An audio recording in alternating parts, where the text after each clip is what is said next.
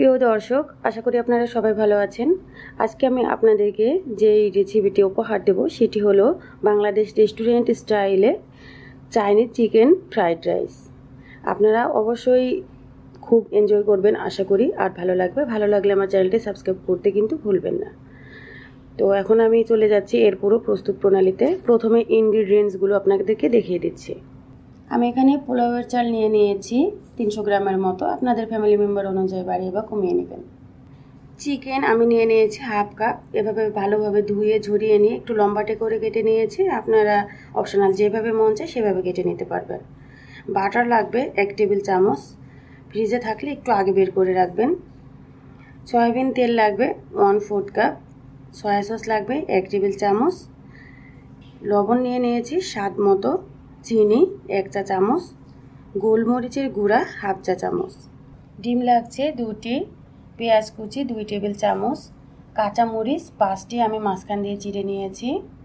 পেঁয়াজ কুলি half cup. গাজর কুচি হাফ কাপ।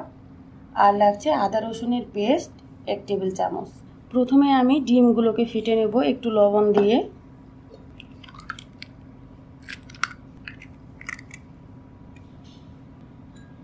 দিয়ে দিচ্ছি একটু লবণ।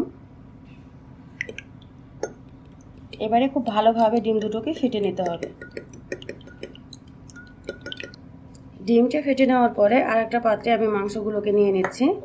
এর মধ্যে দিয়ে দিচ্ছি আদা রসুন। আমি অর্ধেকটা দিয়েছি। দিয়ে দেব সামান্য পরিমাণ লবণ। আপনারা কিন্তু লবণটা পর্যায়ে এভাবে দিয়ে বিভিন্ন পর্যায়ে দিয়েছেন, তাই অ্যাডজাস্ট করে নেবেন যেন কোনো অংশ বেশি না দিয়ে ফেলেন। স্বাদ মতো দিবেন। একটু মিশিয়ে নেওয়ার পরে এর মধ্যে দিয়ে দিতে হবে সয়া সস। সয়া সস থেকেও আমি অর্ধেকটা দিয়েছি, অর্ধেকটা রেখে দিয়েছি পরবর্তী স্টেপের জন্য। এখন চামচ দিয়ে মিশিয়ে নিলাম। এভাবে রেখে দিতে হবে 20 মিনিট। আর এই সময়টুকুতে আমি ফ্রাইড রাইসের যে রাইসটা সেটা রান্না করে নেব। চলুন এখন চুলায় চলে যাই। চুলায় একটা প্যানের মধ্যে আমি একটু বেশি পরিমাণ পানি নিয়ে নিয়েছি। রাইসটাকে রান্না করতে হলে বেশি পানির দরকার আছে, তার কারণ কম পানি দিলে কিন্তু আঠালো হয়ে যাবে। ফ্রাইড রাইসের রাইসটা কিন্তু ঝরঝরে হয়, এটাকে ছেঁকে ফেলে দিতে হবে। আমি সামান্য পরিমাণে লবণ দিয়ে দিলাম। দিয়ে দিচ্ছি 1 চা চামচ পরিমাণ রেগুলার সয়াবিন তেল। তেলটা দেওয়ার কারণে ভাতটা একটার সাথে আরেকটা কিন্তু লেগে যাবে না। এখন ধুয়ে ঝরিয়ে রাখা চালগুলোকে দিয়ে দিচ্ছি। ফুটে ওঠা পর্যন্ত আমি অপেক্ষা করছি। ভাতটা আমার ফুটে উঠেছে। ফ্রাইড রাইসের জন্য ভাতটা তৈরি করতে হলে আমরা জানি খুবই ঝরঝরে হতে হয়। সেক্ষেত্রে আমাকে 100%-এর মধ্যে 90% মতো সিদ্ধ করে নিতে হবে, বা তার চেয়ে একটু কম। 15% ভাত থাকলেই হবে। আমার ভাতটা ফোটা শুরু হয়ে গেছে, আমি অপেক্ষা করছি। আমি যেভাবে চাচ্ছি সেরকম সিদ্ধ হওয়া পর্যন্ত। তারপরে আমি আপনাদেরকে দেখিয়ে দেব সেটা নামিয়ে ঝরিয়ে নিতে হবে কিভাবে। দেখুন ভিউয়ার্স, ভাতটাকে আমি আলতো হাতে মাঝখানে এইভাবে নেড়ে রান্না করে নিয়েছি। ঠিক যেরকম আমি চেয়েছি এরকম হলে আপনারা বুঝতে পারবেন কিভাবে। ভাতের চারিদিকে একটা স্বচ্ছ ভাব চলে আসবে, আর মাঝখানে দেখবেন যে হালকা একটু সাদাটে ভাব আছে। এই মুহূর্তে চুলা থেকে নামিয়ে এটাকে ছেঁকে নিতে হবে। প্যানের মধ্যে আমি তেলটা দিয়ে নিলাম। একটু গরম হওয়ার পরে এর মধ্যে ডিম দিব। ডিম দিয়ে আমি ডিমটাকে ঝুরা ঝুরা করে ভেজে নেব। ভাতটা কিন্তু আমি ওই সাইডে ঝরিয়ে রেখেছি। চুলাটা মিডিয়াম টু হাই হিটে দিয়ে দিতে হবে।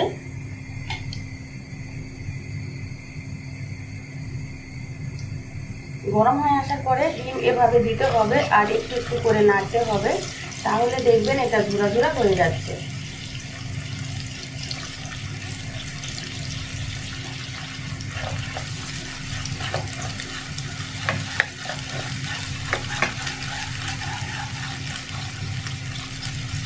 ডিমগুলো ভেজে নেওয়া হয়ে গেছে ভিউয়ার্স। এখন আমি একটা পাত্রে এগুলোকে তুলে নিচ্ছি।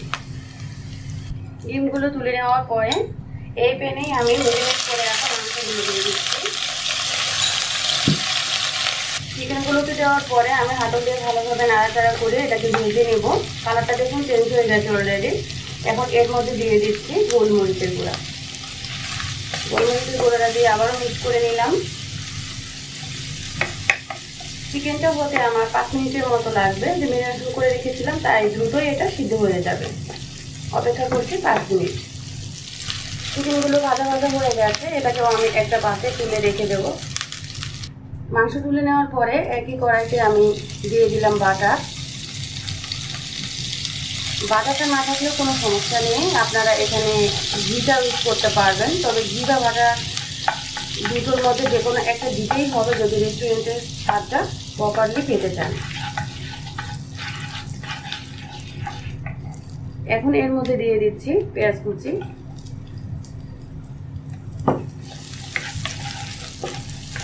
একটু ভাজা ভাজা হওয়া পর্যন্ত অপেক্ষা করতে হবে।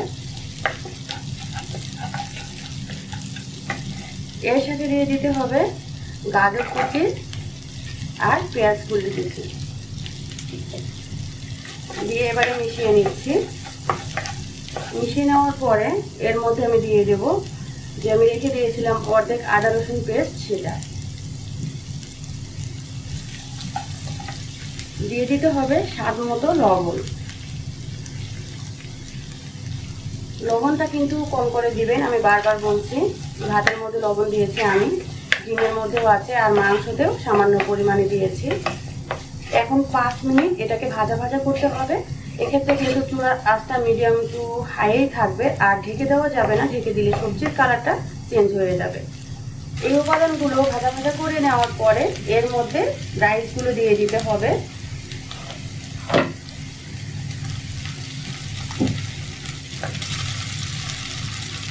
আমি অল্প অল্প করে দিব আর একটু নাড়াচাড়া করে মিশিয়ে নেব।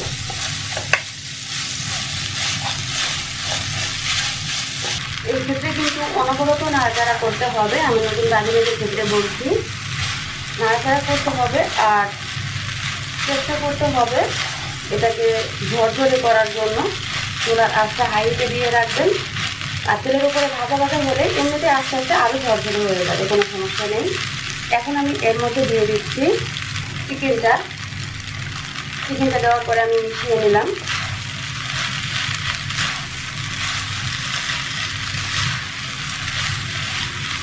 মিশিয়ে নেওয়ার পরে এর মধ্যে অ্যাড করে দিচ্ছি ডিম।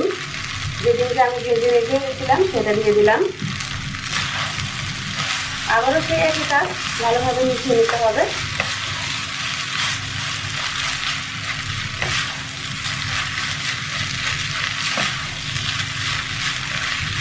এখন দিয়ে দিচ্ছি কাঁচামরিচ আর দিয়ে দিব সয়া সস, যেটুকু আমি রেখে দিয়েছিলাম। এবারে দিয়ে দিতে হবে চিনি। এই উপাদানগুলো দিয়ে আবারও সকল উপাদানের সাথে ভালোভাবে মিশিয়ে নিতে হবে।